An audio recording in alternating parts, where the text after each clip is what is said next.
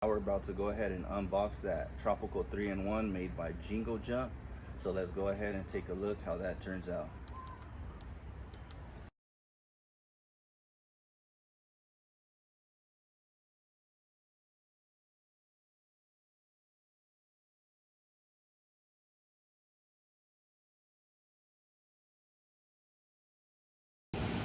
All right, there it is, fully blown up, nice and firm.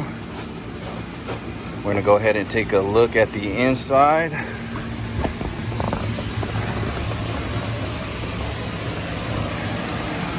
Got the nice basketball hoop.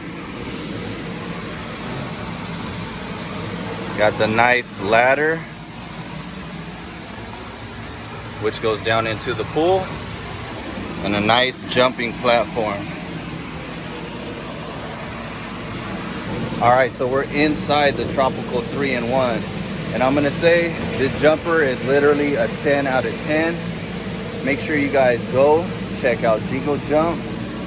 Check out Trinity Jumpers if you need to rent one of these and you're in the Southern California area. And yeah, don't forget to like, subscribe, follow our page. We're gonna be dropping videos daily. Peace.